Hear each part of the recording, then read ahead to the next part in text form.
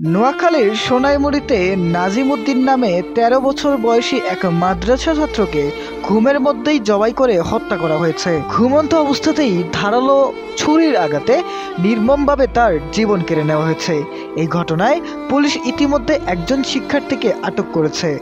সোনাইমুড়ি থানার ওসি মোহাম্মদ খুরশেদ আলম জানান, রোববার রাত ২:৩০টার দিকে সোনাইমুড়ি পৌরসভার ৬ নং ওয়ার্ডের বটরা আল মাদ্রাসাতুল ইসলামিয়া মাকফুনুল উল্লুম মাদ্রাসার আবাসিক কক্ষে এই হত্যাকাণ্ড ঘটে।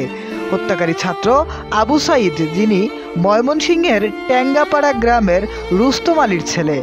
স্থানীয় সূত্রে জানা যায়, নাজিম ও সায়েদ দুজনই মাদ্রাসার আবাসিক বিভাগে কোরআনে হেফজ সম্পন্ন করেছে, কিন্তু টুপি পরাকে কেন্দ্র করে তাদের মধ্যে পূর্বেই একটি ছোট্ট বিবাদ ঘটেছিল। শিক্ষক মিটমাট করলেও ক্ষিপ্ত সায়েদ ৩০০ টাকা দিয়ে বাজার থেকে একটি ধারালো ছুরি কিনে নাজিমকে হত্যা করার পরিকল্পনা করে। গভীর রাতে ১৪ জন ছাত্র এবং শিক্ষক যখন গভীর ঘুমে ছিলেন, সায়েদ তখন নাজিমের উপর হামলা চালায়। নাজিম চিৎকার করলে একই কক্ষে থাকা ছাত্র শিক্ষকরা আতঙ্কিত হয়ে জেগে ওঠেন। ছোট্ট নাজিমের প্রাণহীন দেহ দেখে সকলের চোখ ভরে আসে অশ্রুতে।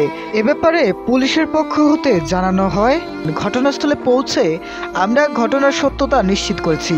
অভিযুক্তকে পুলিশ হেফাজতে নেওয়া হয়েছে এবং হত্যাকাণ্ডে ব্যবহৃত ছুরিও জব্দ করা হয়েছে। নিহত নাজিমের দেহ ২৫০ শয্যা নোয়াখালী জেনারেল হাসপাতালের মর্গে পাঠানো হয়েছে। এই ঘটনার সঙ্গে আরও কোনো ষড়যন্ত্র আছে কিনা তা তদন্ত চলছে।